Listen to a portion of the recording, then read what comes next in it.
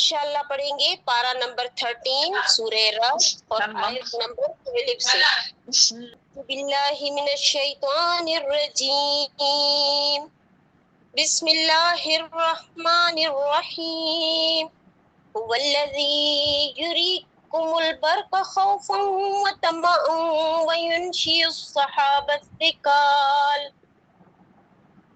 ويسبح الرعد بحمده والملائكة من خيفته ويرسل الصواعق فيصيب بها من يشاء وهم يجادلون في الله وهو الشديد المحال صدق الله العظيم. ماشاءاللہ جزاک اللہ خیر نسل جزاک الدارین آمین ثم آمین آمین جزاک اللہ خیر. آیت نمبر 12 ہے نا. اعوذ باللہ من الشیطان الرجیم بسم اللہ الرحمن الرحیم رب اشرح لی صدری ویسر لی امری واحلل عقدۃ من لسانی یفقهوا قولی رب زدنی علما. پارہ نمبر 13. اچھا اس کی آیت نمبر 16 12 سے لے کر 16 تک کا میں بھی آپ کو ترجمہ پڑھ کے سناتی ہوں. اس کے بعد پھر انشاءاللہ تعالی تفصیل کرتے ہیں اس کی اور فی ظلال القرآن سے میں پڑھا رہی ہوں. اعوذ باللہ من الشیطان الرجیم بسم اللہ الرحمن الرحیم. تمام تعریف اللہ رب العالمین کے لیے ہے جس نے ہمیں پڑھنا سکھایا بولنا سکھایا. شروع اللہ کے نام سے جو بڑا مہربان اور نہایت رحم کرنے والا ہے. وہی تو ہے جو تم کو بجلی دکھاتا ہے خوف اور لالچ سے اور بوجھل بادل پیدا کرتا ہے اور رات اس کی حمد کے ساتھ تسبیح پڑھتا ہے اور فرشتے اس کے خوف سے تسبیح پڑھتے ہیں اور وہ گرنے والی بجلیاں بھیجتا ہے. بس وہ جسے چاہتا ہے ان کے ساتھ مصیبت پہنچاتا ہے جبکہ وہ اللہ کے بارے میں جھگڑتے ہیں اور وہ سخت قوت والا ہے. بے شک اسی کے لیے ہے پکار حق کی اور جو لوگ اس کے سوا اوروں کو پکارتے ہیں وہ ان کی بات کو نہیں سنتے مگر جس طرح ایک آدمی اپنے دونوں ہاتھ پانی کی طرف پھیلا دے تاکہ وہ اس کے منہ تک پہنچ جائے حالانکہ وہ اس تک پہنچنے والا نہیں. کافروں کی پکار تو بالکل ناکام ہے اور اللہ ہی کو سجدہ کرتے ہیں جو آسمان اور زمین میں ہے خوشی سے اور ناخوشی سے چاہو یا نہ چاہو. ان کے سائے صبح شام سجدہ کرتے رہتے ہیں. تو کہہ دو کہ کون ہے رب آسمانوں کا اور زمین کا؟ کہو کہ اللہ ہے. کہو کہ پھر کیا تم نے اس کے سوا کچھ ولی بنا لیے جو مالک نہیں اپنے لیے بھی نفع کے اور نقصان کے؟ کہو کہ کیا اندھا اور بڑا جو نابینا ہے کیا اندھیرے اور روشنی برابر ہو سکتے ہیں؟ کیا انہوں نے اللہ کو ساتھ شریک بنا لیے ہیں جنہوں نے اس کی پیدائش کی مانی کچھ پیدا کیا لہٰذا ان پر خلق گڑبڑ ہو گئی ہے. کہو کہ اللہ ہی ہر چیز کا خالق ہے اور وہ اکیلا بھی ہے اور زبردست بھی ہے. واقعی دعوانا. اب ہم اس کی تفصیل میں چلتے ہیں کہ اس میں اللہ تعالیٰ ہم لوگ سے کیا کہہ رہے ہیں. برق رعد ساقہ بادل کا یکجا بیان کیا گیا. ان سب چیزوں کا بجلی ہے برق ہے رعد ہے مطلب بادل ہے یہ سب چیزوں کا یہاں پر ذکر اللہ تعالیٰ کر رہا ہے. یعنی کہ کل کائنات مطلب کائنات کو جب آپ دیکھیں آپ آفاق کو دیکھیں تو یہاں پر یہ چیز بتائی جا رہی ہے. یہ یہاں پر یہ کہ مشہور فرق جو ہے بعض دفعہ ان کے ساتھ آتی ہے. اس کا ذکر بھی 3 چیزوں کے ساتھ گزر گیا ہے جس کا کوئی خاص مقصد ہے. ذاتی طور پر اس سے مشاہدہ کرتے ہیں تو اس پر دل پر بڑا اثر ہوتا ہے. سائر کس سے کہتے ہیں جیسے اچانک جو ہے نا بجلی چمکتی ہے یا کچھ ایسی چیزیں ہوتی ہیں. ان لوگوں کے نزدیک بھی جو ان چیزوں کی طبیعت اور فطرت کو کافی جانتے ہیں تو دل پر ایک بڑا عجیب سا اثر ہوتا ہے اور ان کے نزدیک بھی جو اللہ تعالیٰ کے متعلق کچھ نہیں جانتے اللہ تعالیٰ کے مطابق کچھ نہیں جانتے لیکن جب یہ کڑک اور چمک زوردار آواز کے ساتھ ہوتی ہے تو اس وقت انسان کہتا ہے یا اللہ خیر یا اللہ رحم کر تو اس وقت ہمیں اللہ یاد آ جاتا ہے. تو یہاں پر یہ تمام جو ہے اس کو جمع کیا گیا ہے اور ان پر ملائکہ جو ہیں سایہ جو ہے ملائکہ بھی سائے جو ہوتے ہیں درخت کے سائے وغیرہ وہ تسبیح کرتے ہیں سجود کرتے ہیں سجدہ کرتے ہیں. یعنی کہ ملائکہ بھی اور سائے جو ہوتے ہیں ہمارے درختوں کے سائے وہ بھی اور خوف اور طمع کے ساتھ یعنی کہ خوف اور امید کے ساتھ پکارتے ہیں سجدہ کرتے ہیں. برق پکار اور ناحق دعا جو مردودوں کے لیے ہے۔ تو اسی طرح اس پیاسے کی حالت جو ہوتی ہے نا، اضطراب کا بھی اضافہ کیا گیا ہے، جو بازو پھیلائے منہ کھولے پانی کو حاصل کرنا چاہتے ہیں، یہ حالت اضطراب بہت زیادہ تک مطلب پیاس لگ رہی ہے بہت زیادہ، اور یہ ہو تو اگر کیا آپ پانی کے اوپر ہاتھ رکھ لیں گے تو پانی پی سکتے ہیں آپ، جب تک کہ اس گلاس کو یا اس برتن کو آپ منہ تک نہیں لے کے جائیں۔ تو اگر آپ نے یہاں پر بڑی اچھی مثال بتایا کہ کیا آپ نے صرف ہاتھ آگے کر لیں اور پانی آپ کے اندر چلا جائے گا؟ نہیں جائے گا۔ تو اسی طریقے سے منہ کھولیں گے تو پانی کو حاصل کرنا، جب تک آپ منہ نہ کھولے، اپنے ہاتھ کو منہ تک نہ لے کے جائے، آپ کچھ بھی نہیں کر سکتے۔ آپ کے پاس یہاں تمام ڈائننگ ٹیبل پہ کھانے پڑے گئے، بہت ساری چیزیں پڑی، لیکن اگر آپ ہاتھ اٹھا کے نہیں کھا سکیں گے تو پھر کیا ہوگا؟ منہ تک تو لے ہی جانا پڑتا ہے۔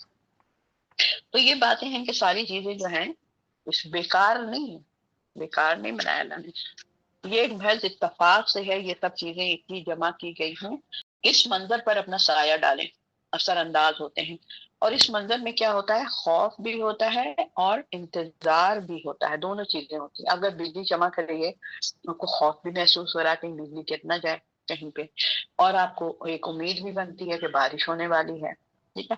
تو ایک آپ کو اندر دونوں کیفیت پیدا ہوتی ہے۔ تو ہمیں بھی اسی طرح اپنی جنت کے لیے اور جہنم سے کے لیے، ہمیں جنت کی طرف دیکھیں، امید ہونی چاہیے ہمیں اچھی، اور باقی کیا ہے؟ خوف ہونا چاہیے کہ خدا نہ خواستہ اگر کسی وجہ سے میری کوئی ادا اللہ کو اتنی ناپسند ہو کہ کہیں ایسا نہ ہو کہ ہم اس طرف دوسری سائڈ پہ چلے جائیں۔ تو یعنی دونوں چیزیں ہوتی ہیں۔ اور انہوں نے کہا کہ اگر آپ کے دل کی کیفیت کو پتہ کرنا ہے کہ میرا عمل قبول ہو رہا ہے یا نہیں یا کچھ بھی، تو آپ یہ دیکھیے کہ آپ کے اندر امید اور خوف دونوں کیفیت ہونی چاہیے۔ آپ کو امید بھی ہے کہ اللہ تعالیٰ ضرور ہمیں معاف کرے گا، اور آپ کو ڈر بھی ہے کہ اگر نہ معاف کیا تو کیا ہوگا۔ تو مومن جو ہوتا ہے وہ خوف اور امید کے بیچ میں ہوتا ہے۔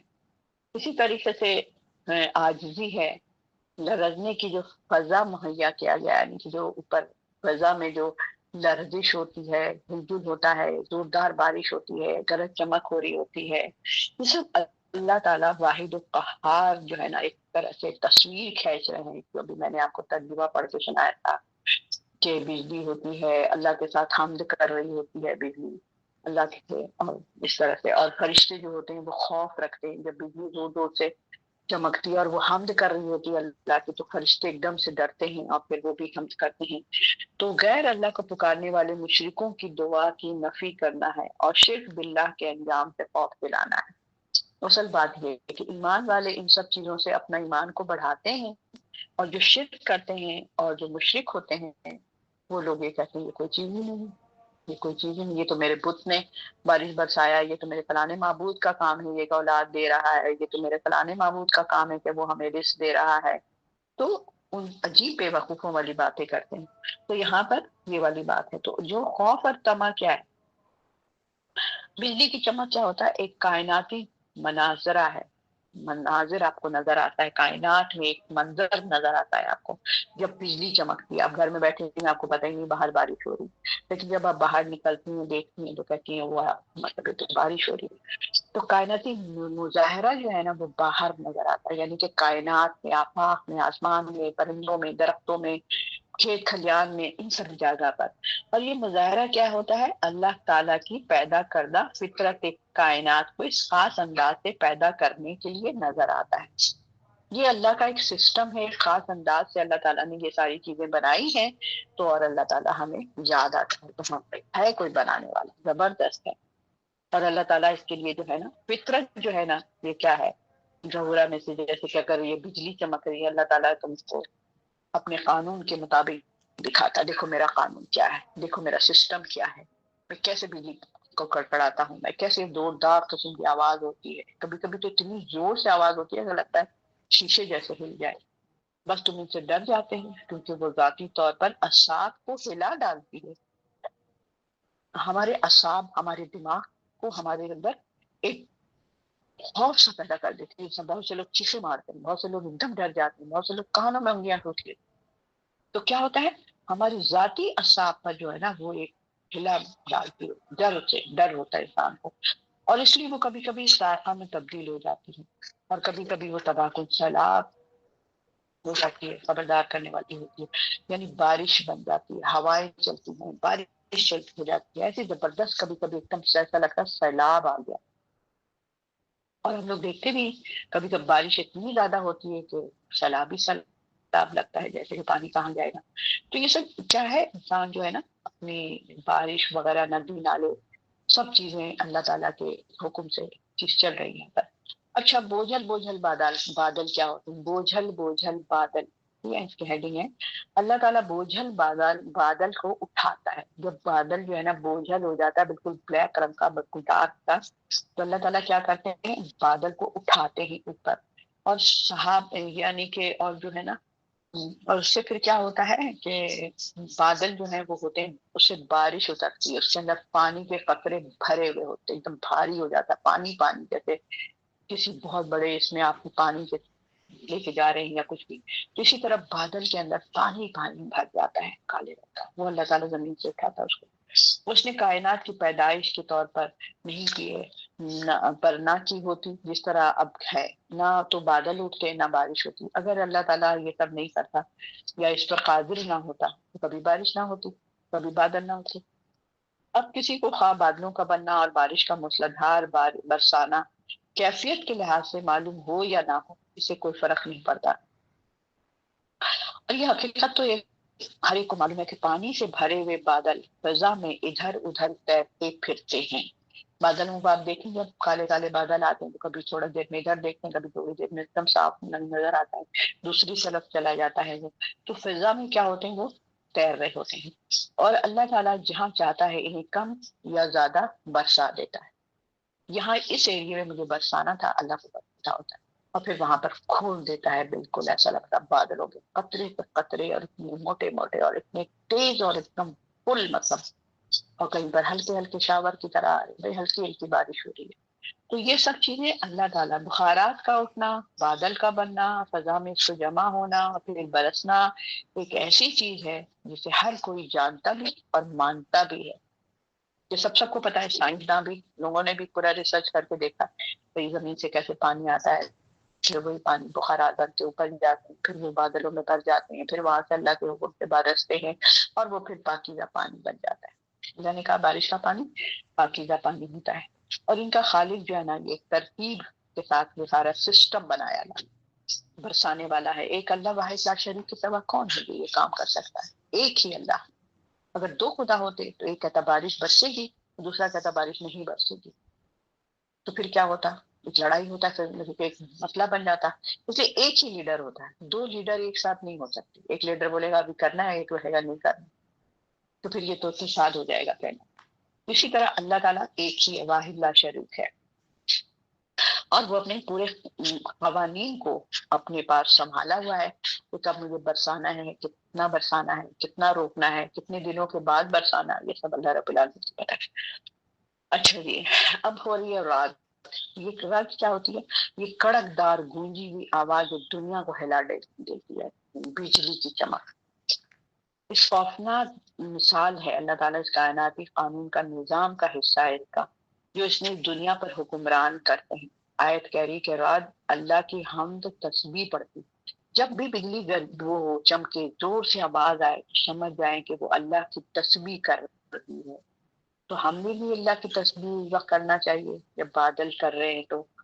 اب آپ دیکھیں جب بجلی کر رہی ہے تو، اور اس کے ساتھ ساتھ پھر جو ملائکہ ہے وہ بھی خوف سے کانپ جاتے ہیں، پھر وہ بھی تسبیح کرتے ہیں۔ تو ہمیں بھی ڈر لگتا ہے نا کہ کہیں خدا رخواستہ زیادہ نہ ہو جائے، کوئی مسئلہ نہ ہو جائے، تو ہمیں بھی کیا کرنا چاہیے؟ اللہ تسبیح کرنی چاہیے۔ یہاں اس کی حمد کی کیفیت بتایا جا رہا ہے کہ رات کی جو گرج سنتے ہی، یہ خوفناک آواز سے وہ کانپ جاتے ہیں۔ اور یہ کائنات عرض کی آواز اللہ تعالیٰ کی عظیم قدرت کی تخلیق ہے۔ کائنات میں اتنی زبردست آواز کہاں سے آ رہی ہے؟ کبھی آپ نے سنا ہے جنگل سے کوئی آواز آ رہی ہے، یا سڑک پر سے کوئی بھی نہیں ہے وہاں پر اور زوردار کوئی آواز آ رہی ہے؟ تو یہ کیا ہے؟ یہ آسمان کے اوپر اتنی زوردار آواز آ رہی ہے۔ ویسے کسی سے سوال کریں آپ لوگ، جی بتائیں، اگر ہم آسمان کی طرف دیکھتے ہیں اتنی زوردار آواز آتی ہے، تو کیا آواز نکالتا ہے آسمان؟ کیا کرتا ہے؟ ذرا پوچھیں، سوال کریں۔ پھر اس کے بعد ان کو جواب ان کو بتائیں کہ جب بجلی چمکتی ہے اتنی زوروں کی آواز آتی ہے، وہ آواز جنگل میں کیوں نہیں آتی، وہ آواز ہمارے گھروں میں کیوں نہیں آتی ہے، وہ آواز ہماری سڑکوں پہ کیوں نہیں آتی، وہ آواز ہمارے کسی میدان میں کیوں نہیں آتی؟ مطلب کہ جب تک بجلی نہیں کڑکے گی آواز نہیں آتی۔ تو یہ آواز جو ہے لوگوں سے پھر سے کیا کرتے ہیں، کانپنے لگ جاتے ہیں۔ یہی اللہ تعالیٰ کی حمد و ثنا ہے جو یہ کرتی ہے۔ اب دیکھ لیں اللہ تعالیٰ نے اپنا حمد و ثنا کرنے کا طریقہ بجلی کو بھی بتایا ہوا، اور وہ بھی اللہ کے تابع ہے، وہ بھی حمد و ثنا کرتی ہے۔ تو آپ سوچیں کہ جب کائنات کی ہر چیز اللہ کی حمد و ثنا کری تو ہم ہیں کیا؟ ہم کیا ہیں؟ ہمیں کیا اللہ تعالیٰ نے جانور بنایا ہے؟ جانور بھی اللہ کی حمد و ثنا کرتے ہیں۔ چڑیاؤں کو دیکھے، پرندوں کو دیکھے، شام کے وقت گھونسلوں سے کیسے نکلتے، اتنا شور ہوتا ہے درختوں کے اوپر، یا مغرب کے وقت ہوتا ہے جب وہ اپنے گھونسلوں کے اندر جا رہے ہوتے ہیں، کتنی حمد و ثنا کرتے ہیں۔ تو جب ہر چیز حمد و ثنا کری تو ہم کیوں بھیڑ بن جاتے ہیں کہ ہم نے نماز نہیں پڑھنا، ہم نے اللہ کا ذکر نہیں کرنا، ہم نے اللہ کی تعریف نہیں کرنا، ہم نے اللہ کی بڑائی نہیں کرنا، ہم نے اللہ کی بات بھی نہیں کرنا۔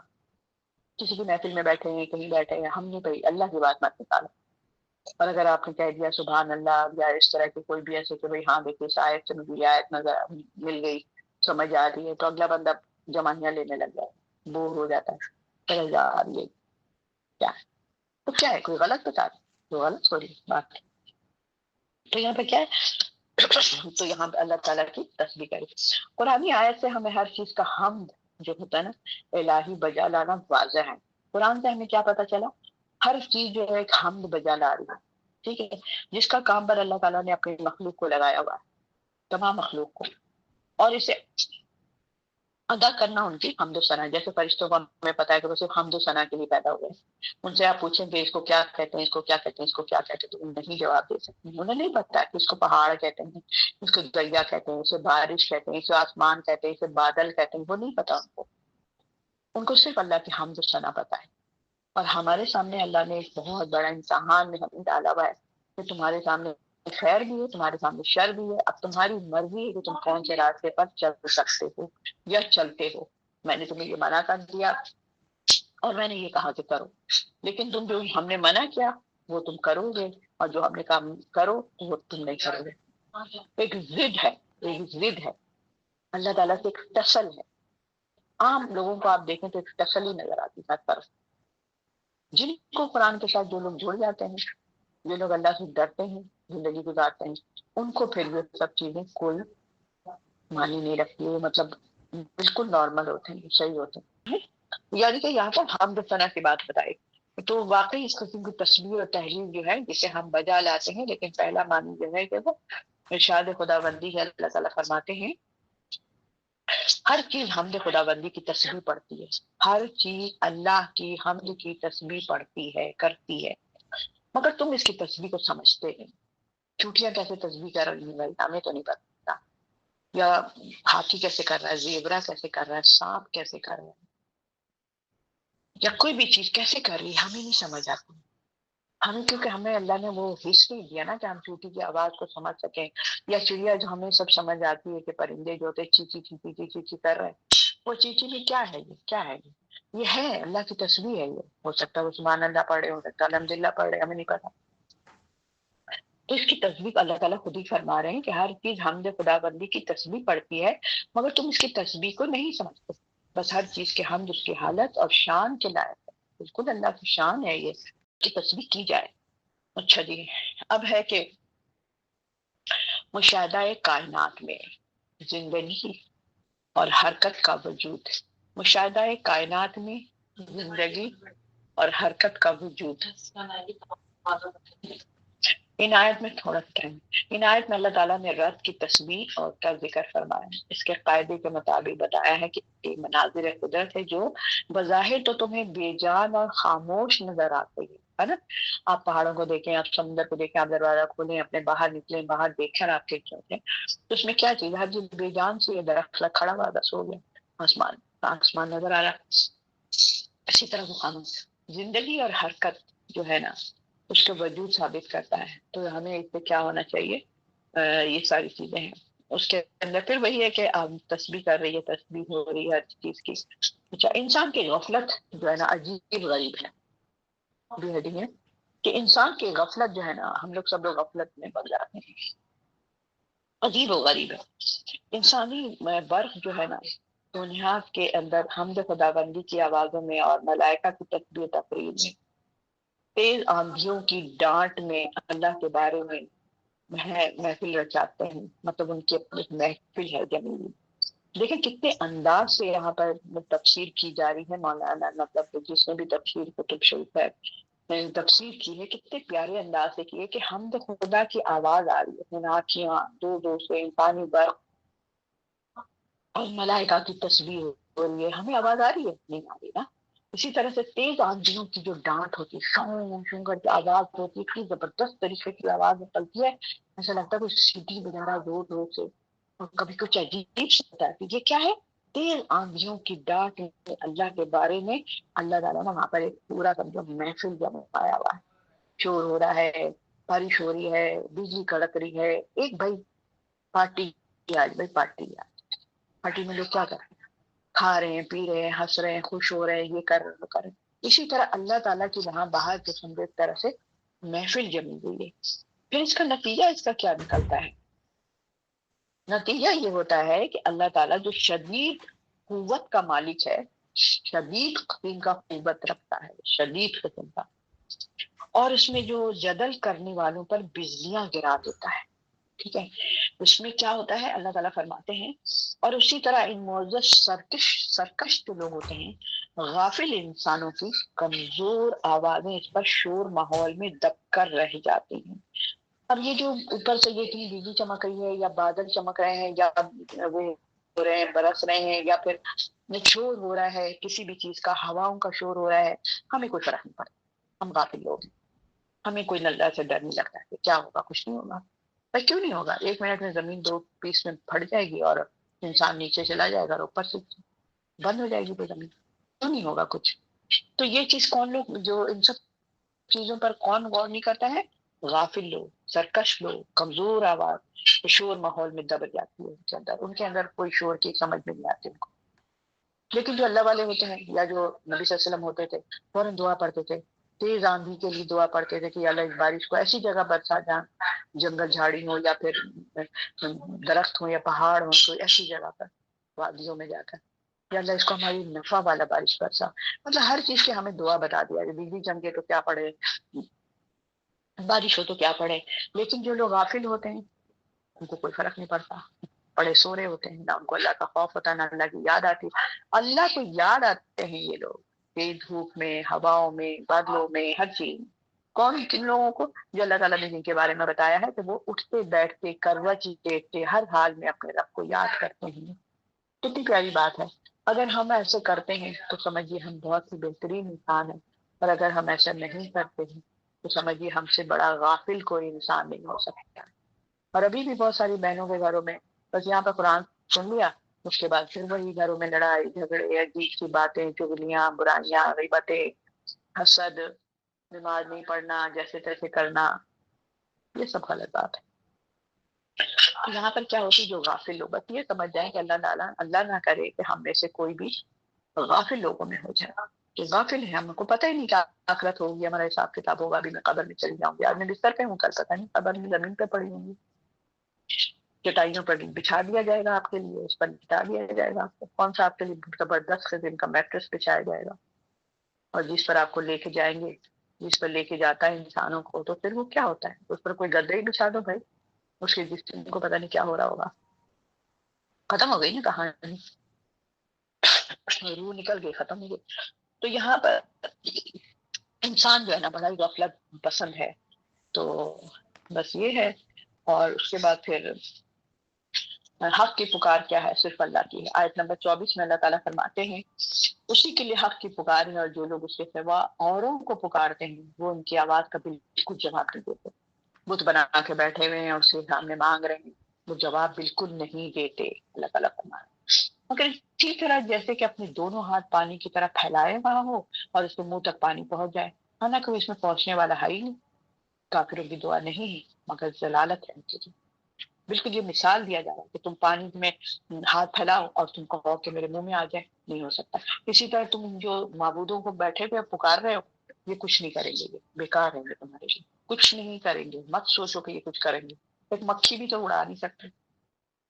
یہاں پر اللہ تعالیٰ نے کیا زبردست مثال بتائی ہے، اس طرح جیسے اپنے دونوں ہاتھ پانی کی طرف پھیلانے والا ہوتا ہے، وہ اس کے منہ تک پہنچ جائے، ہمیں تو اس تک تو پہنچنے والا ہے ہی نہیں، تو پھر کیا ہوتا ہے؟ اللہ تعالیٰ کافروں کی دعا ہے، کافروں کی دعا نہیں ہے مگر ضلالت میں۔ اس آیت میں کیا ہوتا ہے؟ یہ بہت ہی مطلب دعا برحق ہے جو سنی جاتی ہے، قبول بھی ہوتی ہے، لیکن اللہ سے دعا کرنا، اس کی طرف توجہ کرنا، اس پر اعتماد کرنا، اس کی حمد و ثنا کرنا، اس کی رحمت کی دعا مانگنی، ہدایت طلب کرنا، یہ سب دعا جو ہے نا، یہ سب دعائیں جو ہے نا باطل ہے، مطلب یہ سب دعائیں رہنے والی ہیں، ضائع نہیں ہوں گی اگر ہم اللہ رب العالمین سے یہ ساری دعا مانگیں گے۔ اور یہی دعا اگر ہم کسی بت کے سامنے یا اپنے معبود جو ہم نے بنائے ہوئے ہیں کسی کو، تو وہ پھر اگر ہم اس سے مانگیں گے تو سب دعا بیکار ہے، ضائع ضرور۔ تو یہ سب کیا ہے؟ تو یہ دونوں چیزیں ہیں، اور پھر ساری کائنات اس کے آگے سجدہ ریز ہے، ساری کائنات جو ہے اللہ تعالیٰ فرماتے ہیں اپنے کتاب کے اندر آیت نمبر 15 میں، وہ اللہ ہی ہے، اللہ ہی کو سجدہ کرتے ہیں جو آسمان میں ہے اور جو زمین میں ہے، خوشی سے یا ناخوشی سے، چاہو یا نہ چاہو، ٹھیک ہے، اور ان کے سائے بھی اللہ صبح شام سجدہ کرتے رہتے ہیں۔ کتنی پیاری بات ہے کہ ہر چیز آسمان میں جتنی بھی چیزیں اللہ نے بنائی ہیں اور زمین میں جتنی بھی چیزیں بنائی ہیں، سب کے سب چاہو یا نہ چاہو تمہیں اللہ کی طرف جھکنا پڑے گا، چاہو یا نہ چاہو۔ سورج ہے، اس کا کام ہی سورج کی روشنی نکالنی ہے صبح صبح اور مغرب کے وقت غروب ہو جانا، اسی طرح ستاروں کا کام، اسی طرح چاند کا کام، اسی طرح بارش کا کام۔ لیکن انسان کو اللہ تعالیٰ نے کیونکہ اختیار دے دیا ہے، اس لیے انسان اپنی منمانیاں کرتا ہے، میں کروں، میں نہ کروں، میں کروں، نہ کرنے کا کیا سوال، نہ کرنے کا کیا سوال؟ ساری زمین، آسمان، چرند پرند سب اللہ کی تابع ہیں، سب اس کے حکم کو مان رہے ہیں۔ دیکھیں انسان کو اللہ نے اختیار دے دیا تو وہ پھر سمجھتا ہے کہ بس کرے کرے نہ کرے، قرآن پڑھے پڑھے نہ پڑھے، نماز پڑھے پڑھے نہ پڑھے، سچ بولے چاہے جھوٹ بولے، چاہے شراب کرے چاہے بے حیا رہے، اس سے کیا فرق ہے؟ یہی تو ہمارا امتحان ہے، اسی لیے تو اللہ تعالیٰ اتنی ساری کائنات کے بارے میں بتا رہا ہے، ہر چیز میری تابع، ہر چیز میری تابع۔ اس سے کیا مطلب ہوتا ہے؟ تو غیر محسوس طریقے سے ہے، اور پھر اسی طرح سے ایک اللہ کا قانون ہے اور یہ ساری چیزیں ہیں۔ تو بس یہ ہے اس کی جو 16 آیا ذرا رب کائنات کون، یعنی ابھی جو ہم لوگوں نے سارا پڑھا اس کیا ہے، اس کے جو خاص خاص باتیں ہیں، رب کائنات کون ہے، تکلیف کیا ہے اتنی ساری چیزوں کو، تم نے ان کے اولیاء بنا لی ہیں جو نفع نقصان کے مالک نہیں ہیں، تم ان کو شیک کرتے ان کے ساتھ۔ تین ہے کہ کیا اندھا اور سمجھدار دونوں برابر ہو سکتے ہیں؟ اندھا اور آنکھوں والا نہیں ہو سکتے نا، تو تم کائنات کو دیکھو، اس کی غرض سمجھ کو سنو، اس کے سایوں سے سجدہ کرو، اللہ کے ذکر کرو، تو تم کیا اندھے ہو؟ تمہیں نظر نہیں آتا؟ ابھی ہم نے پڑھی نہیں یہ ساری باتیں، ابھی بھی ہم نہیں کریں گے، کائنات کو دیکھ کر اللہ کو یاد نہیں کریں گے، تو وہ یہ ہے کہ کیا اندھیرے اور روشنی برابر ہو سکتے؟ اندھیرا ہے اور روشنی ہے، آپ تو جہالت سے نکل کر روشنی میں آ گئے نا، آپ نے قرآن کو پکڑ لیا، آپ تو نبی صلی اللہ علیہ وسلم کی امت بن گئے، آپ تو روشنی میں آ گئے، یہ تو آپ کے اندر سے نکل گئی۔ اگر ہم خدا نہ خاصا کوئی کافر ہوتا، مشرک ہوتا، تو وہ جہالت نہیں ہوتا، لیکن نبی صلی اللہ علیہ وسلم کی امت مسلمان سارے کے سارے روشنی میں آ گئے، کیونکہ ہمیں نبی مل گئے صلی اللہ علیہ وسلم، اور پھر ہمیں کتاب مل، اب ہمیں یہ دونوں چیز کو لے کر چلنا ہے۔ ہم کتنے بے وقوف ہیں کہ سب کچھ جاننے کے باوجود بھی اگر کسی کا دل ادھر نہ لگے تو فیصلے تک۔ پھر پانچویں چیز یہ ہے کہ کیا تمہارے بنائے ہوئے شریک کسی چیز کے خالق ہے؟ تم نے جو کسی چیز کو بنایا ہے، یہ پوری جو چیزیں ہیں نا، اس سوال کا جواب دے، مشرک ان سوالوں کا جواب دے تو توحید شرک کا مسئلہ صاف ہو جائے گا۔ مشرک کو جو ہے نا، تو پھر یہ چیزیں ہیں ساری، تو میں نے ایک دفعہ پھر سے بتا دیتی ہوں۔ 1 نمبر میں یہ کہ رب کائنات کون ہے، نمبر 2 تم نے ان کو اولیاء بنا لیا ہے جو نفع نقصان کے مالک نہیں ہے، کیوں کیوں بنا لیا؟ کیا اندھا اور آنکھوں والا دونوں برابر ہو سکتا ہے؟ نہیں۔ کیا اندھیرا اور روشنی برابر ہو سکتے ہیں؟ نہیں۔ کیا تمہارے بنائے ہوئے شریک کسی چیز کے خالق ہیں؟ نہیں۔ تو پھر یہاں پر یہ والی ساری چیزیں آ گئی، ٹھیک ہے؟ تو آپ کے سبحانک اللہم و بحمدک نشہد ان لا الہ الا انت نستغفرک واتوب الیک۔ ہمارا یہ سب پڑھنا اللہ رب العالمین قبول فرمائیے، ہمارے عمل کو بہترین طریقے سے عمل کرنے والا بنا دیجیے، ہماری ہر گناہوں کو، خطاؤں کو ہم سب سے معاف کر دیجیے، جو لوگ بھی بیمار ہیں رب العالمین کو بہترین صحت کاملہ عطا فرمائیے، جس کی جو حاجت ہے اللہ تعالیٰ اس کو قبول فرمائیے، ہم سب کو دین کی طرف لگا دیجیے اور ہمارا دین کا کام کرنا ہمارے لیے آسان کر دیجیے۔ باخر دعوانا الحمدللہ رب العالمین۔ السلام علیکم ورحمۃ اللہ وبرکاتہ۔